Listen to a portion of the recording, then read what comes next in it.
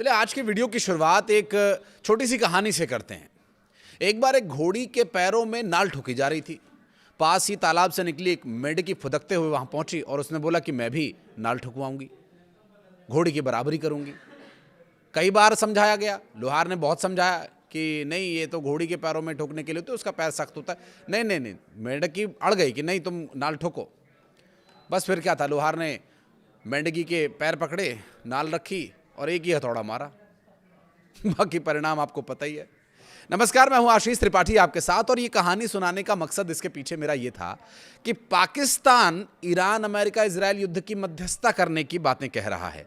ये दावा चीन की सरकारी मीडिया की तरफ से भी किया गया। वांग यी जो वहां के विदेश मंत्री हैं, उनकी ईरान के विदेश मंत्री अब्बास अराक्ची से बातचीत हुई और उन्होंने इस संबंध में जब बातचीत की तो चीन, देखिए चीन के किस तरह से गोद में बिठाकर वो पालन पोषण करने की कोशिश कर रहा है, क्योंकि चीन भारत के खिलाफ और अमेरिका के खिलाफ, और पता है कि ये उत्पाती देश है, आतंकी देश है, तो उसको इस तरह से इस्तेमाल करना चाहता है कि वो कुछ ऐसी ऐसी बातें करता रहे कि लोग हंसें, लोग व्यंग कसें। और यही हाल इस वजह से पाकिस्तान का हुआ है और पाकिस्तान अब मध्यस्थता करेगा चीन की।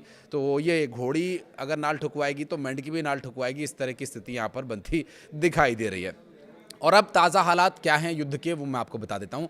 अमेरिका की तरफ से 5 दिन हमला न करने की बात के दावे को लेकर के इजराइल की तरफ से ये दावा किया गया है कि ऐसी कोई स्थिति नहीं है। यूएन में जो इजराइल के राजदूत हैं, उन्होंने ये दावा किया है कि हमारी तरफ से न तो युद्ध रुका है और ना ही अभी युद्ध रुकने की कोई स्थिति नजर आ रही है।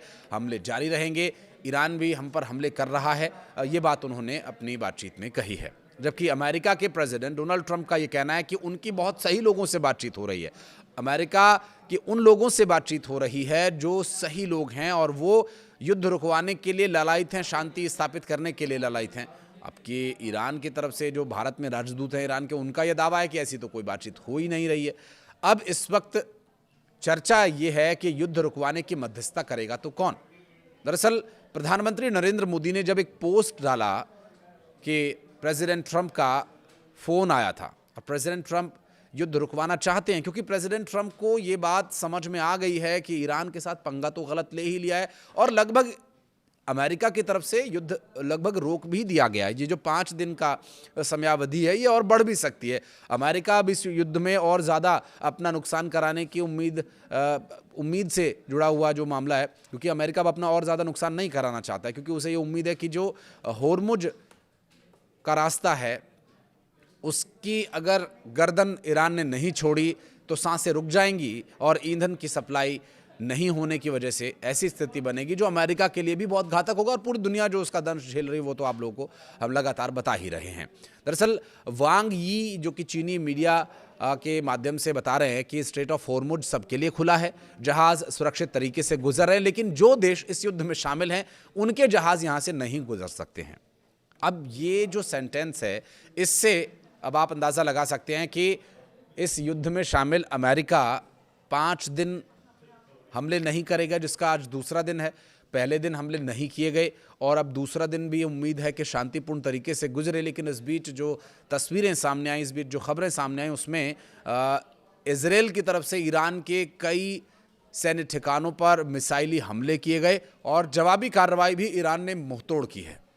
और इस वक्त किसी भी तरह से अमेरिका इस युद्ध से बाहर निकल जाना चाहता है और अब तक जो हुआ उसे भुला करके आगे बढ़ने की कोशिशों में जुटा हुआ है, जिसके लिए प्रधानमंत्री नरेंद्र मोदी को प्रेसिडेंट ट्रंप ने फ़ोन किया है और बैक चैनल के माध्यम से बातचीत को किसी तरह से एक ऐसे पॉइंट पर लाने की कोशिश में जुटे हुए हैं जिससे कि युद्ध को रुकवाने के लिए, युद्ध में शांति स्थापित करने के लिए, हालांकि शांति हो, युद्ध हो, अमेरिका या प्रेसिडेंट ट्रंप को इस बात से बहुत ज़्यादा फ़र्क नहीं पड़ता है, लेकिन उसे जो फ़र्क पड़ रहा है वो सिर्फ और सिर्फ इस वजह से पड़ रहा है कि होर्मुज जलडमरू मध्य मार्ग पूरी तरह से चोक हुआ है भारत के लिए, क्योंकि भारत इस युद्ध में शामिल नहीं है। भारत हमेशा से शांति का पक्षधर है, इसलिए भारत के तेल के, गैस के जहाज़ वहाँ से आ रहे हैं, शांतिपूर्ण तरीके से भारत तक पहुँच रहे हैं। लेकिन ऐसा नहीं है कि जलडमरू मध्य में बिल्कुल सामान्य परिस्थितियां हैं। हालात तनावपूर्ण बने हुए हैं किंतु नियंत्रण में हैं।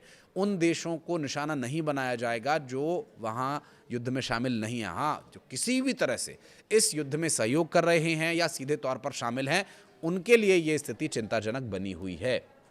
लेकिन जो वर्तमान समय है, फिलहाल स्थिति जिस तरह से दिखाई दे रही है, एक उम्मीद की किरण जगी है कि शायद युद्ध रुके, क्योंकि अमेरिका की तरफ से प्रेसिडेंट ट्रंप जो बातें कह रहे हैं, ईरान उसको पूरी तरह से खारिज कर रहा है, लेकिन अमेरिका की तरफ से कोशिश की जा रही है कि अब किसी भी तरह से जो ये पंगा ले लिया, इस पंगे को ख़त्म किया जाए और इसे रोका जाए और पूरी दुनिया में ईंधन की सप्लाई को बहाल किया जाए। और इस बारे में आपको आगे बताएंगे। लेकिन एक और महत्वपूर्ण बात वो ये कि खाड़ी देशों पर ईरान लगातार हमले कर रहा है।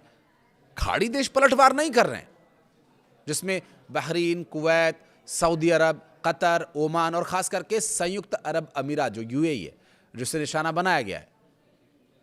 और इस पूरे मामले में जो दावा है खाड़ी अधिकारियों का वो ये है कि जो हम पर हमले हुए हैं सिर्फ अमेरिकी बेसिस को निशाना नहीं बनाया गया है।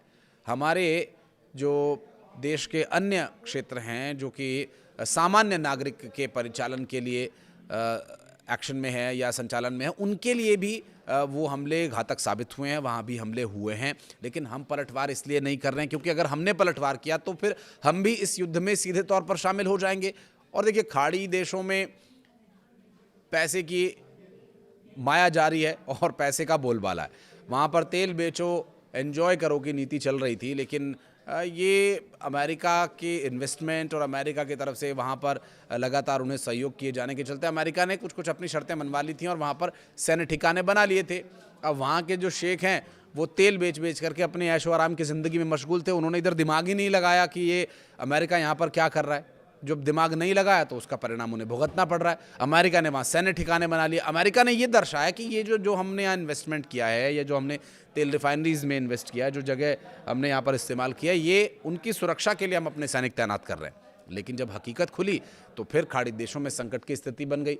अब यहाँ पर खाड़ी देश जिनके नाम अभी मैंने आपको बताया, बहरीन, कुवैत और इजराइल के साथ युद्ध, क्योंकि इजराइल के भी कुछ एक जगहों पर बेसिस हैं, वो अपने साथी के लिए साथी के तौर पर उन्हें वहाँ पर इस्तेमाल करने के लिए अमेरिका ने बुला लिया था। लेकिन ये वो देश हैं जो इस वक्त विकास की उस स्थिति पर पहुँच चुके हैं जहाँ पर कई देशों को पहुँचने में भी बहुत बहुत समय लगने वाला है, क्योंकि पैसा ही बहुत है, तेल ही तेल है। पूरी दुनिया में तेल बेच करके पैसा बटोर रहे हैं, डॉलर्स में कमा रहे हैं, वो अलग अलग देशों की करेंसी में कमा रहे हैं। और वो जो विदेशी मुद्रा का भंडार है, किसी भी देश की आर्थिक स्थिति के लिए उसे मजबूत करने या कमज़ोर करने के लिए उसके विदेशी मुद्रा भंडार पर ही निर्भर करता है कि वो देश कितना अमीर होगा, उस देश की करेंसी कितनी मजबूत होगी। तो इस बारे में खाड़ी देशों ने कभी सोचा ही नहीं कि ऐसी भी कभी परिस्थिति बन सकती है। तो इसलिए सोच समझ करके खाड़ी देशों की तरफ से ईरान पर पलटवार नहीं किया जा रहा। और अगर ईरान पर उसने पलटवार किया तो वो भी इस युद्ध में सीधे तौर पर शामिल माना जाएगा। और ये खाड़ी देशों के लिए एक बहुत बड़ी परिस्थिति चुनौतीपूर्ण बन सकती है। और इस बीच एक वो जोक ऑफ द डे सामने आया कि पाकिस्तान भी अब इसमें शांति की मध्यस्थता की कोशिश में अपने अगर वो चाहें, अमेरिका चाहे, अगर ईरान चाहे तो शहबाज शरीफ युद्ध रुकवाने के लिए मध्यस्थता कर सकते हैं। मेरी हंसी नहीं रुक रही, माफ़ कीजिएगा दोस्तों। चलिए गंभीर मुद्दे पर लौटते हैं, क्योंकि इस वक्त वॉशिंगटन और नई दिल्ली के बीच बातचीत हुई। भारत अब केवल एक दर्शक नहीं बल्कि एक ताकत है जो युद्ध और शांति के नियम तय करने में अहम भूमिका भी निभा रहा है। प्रेसिडेंट ट्रंप का फोन आना, प्रधानमंत्री से बात करना और बैक चैनल से इस युद्ध को रुकवाने के लिए कोशिश करने के लिए कहना, ये बात जाहिर करता है कि कहीं ना कहीं भारत की जो एशिया में जो स्थिति है वो तो है ही स्ट्रॉन्ग, साथ ही पश्चिम एशिया में जारी इस अशांति को रुकवाने के लिए भी भारत एक बड़ी भूमिका निभा सकता है। लेकिन भारत पहले अपने देश की, अपने लोगों के हितों के बारे में सोचेगा और उसके बाद कोई निर्णय लेगा। इसलिए भी प्रधानमंत्री नरेंद्र मोदी ने सदन में इस बारे में विस्तार से जानकारी दी, पहले लोकसभा में फिर राज्यसभा में। खाड़ी अधिकारियों का जो कहना है कि वो क्षेत्र में मौजूद अमेरिकी सैन्य ठिकानों पर हमलों के साथ साथ ईरान के नागरिक ढांचों को भी ईरान ने नागरिक ढांचों को भी हमला किया, उन्हें भी निशाना बनाया, जिसमें होटल, रिहायशी इलाके और ख़ास तौर पर ऊर्जा ठिकाने शामिल है। इसके बावजूद खाड़ी देश ईरान के खिलाफ युद्ध में कोई हमला नहीं कर रहे हैं, क्योंकि वो सीधे तौर पर युद्ध में शामिल होने से बच रहे हैं। अमेरिकी राष्ट्रपति डोनाल्ड ट्रंप ने ये कहा था कि न्यूक्लियर हथियार अगर ईरान नहीं रखता है, अगर उस पर वो सहमति जताता है, तो हम युद्ध रोकने के लिए तैयार हैं। अब देखिए, इस मुद्दे पर जो ईरान के सामने शर्तें अमेरिका रख रहा है, इसमें व्हाइट हाउस में मीडिया से बात करते हुए ट्रंप ने कहा कि दोनों देशों के बीच बातचीत जारी है, ईरान समझौता करना चाहता है, हम उन लोगों से बात कर रहे हैं जो असल में शांति चाहते हैं, और हमारी पहली शर्त यह है कि ईरान न्यूक्लियर हथियार नहीं बनाएगा, जिस पर सहमति बन गई है। हालांकि ट्रंप के इन दावों की सच्चाई क्या है, इस बारे में अभी कुछ भी नहीं कहा जा सकता है। ट्रंप ने ज़रूर यह दावा किया है कि अमेरिका ने युद्ध जीत लिया है। अब उनके दावे कितने सच हैं, कितने झूठ, ये तो कुछ दिनों में स्पष्ट हो ही जाएगा। लेकिन ईरान की नेवी, एयरफोर्स और रडार सिस्टम काम नहीं कर रहा है, ये दावे अमेरिका की तरफ से किए गए, तो इसे पूरी तरह से ईरान ने झुठला दिया। अमेरिकी विमान तेहरान के ऊपर उड़ रहे हैं, ऐसा कहना है उनका, और अगर बातचीत फेल हुई तो अमेरिका जो चाहे कर सकता है। अब तक अमेरिका ने जो चाहा वो कर लिया। हालांकि ईरान ने अभी तक अमेरिका के साथ किसी भी तरह की सीधी बातचीत से साफ इनकार किया है, और इस वक्त जो परिस्थितियां हैं वो ये बता रही हैं कि युद्ध रुकने और युद्ध जारी रहने के 50-50 चांसेस है। तो वहीं इजराइल का स्टेक क्या है, ये भी जान लेना बहुत ही महत्वपूर्ण है। इजराइल कह रहा है ऐसी कोई बातचीत नहीं हो रही, इजराइल किसी बातचीत में शामिल नहीं है, और हमारी तरफ से हमले जारी रहेंगे। तो ईरान और इजराइल के युद्ध को रुकवाने में, अमेरिका, इजराइल और ईरान के युद्ध को रुकवाने में, ये दो बहुत अलग अलग बातें हैं। अमेरिका अगर इस युद्ध से बाहर हो जाता है तो इस युद्ध को रुकवाना थोड़ा सहज हो जाएगा, और अमेरिका अगर इस युद्ध से बाहर होता है तो अमेरिका की कोशिश भी यही होगी कि इस युद्ध को रोका जा सके, क्योंकि ईरान का स्पष्ट कहना है कि भाई अगर हम पर हमला होगा तो हम नहीं छोड़ेंगे किसी को भी, और वो रास्ता, वो ऊर्जा सप्लाई की वो महत्वपूर्ण नस जो उसके हाथ में, हम उसे दबा कर रखेंगे। जी हाँ, स्ट्रेट ऑफ हॉर्मुज की बात कर रहा हूँ मैं। और ऐसे में वर्तमान परिस्थितियाँ जो इस वक्त ये कह रही हैं कि युद्ध रुकना बहुत ज़रूरी है। पूरी दुनिया में ऊर्जा की सप्लाई का जो संकट है वो तब तक ख़त्म नहीं होगा जब तक ये युद्ध पूरी तरह से ख़त्म नहीं हो जाता है। ऐसे में देखना ये होगा कि इस युद्ध को रुकवाने की कोशिशों के बीच अमेरिका के दावे, ईरान के दावे या इजराइल के दावे, किसके दावे सही हैं, किसके गलत, बजाय इसकी परवाह करने के हमें ये सोचना चाहिए कि इस युद्ध को कैसे रुकवाया जा सकता है। अंतर्राष्ट्रीय स्तर पर जो ताकतें हैं वो इस ओर प्रयास करेंगी, तो भविष्य बेहतर होने की उम्मीद है। आप कुछ कहना चाहें तो बताइएगा इस वीडियो में। यहाँ तक बने रहने के लिए बहुत बहुत धन्यवाद।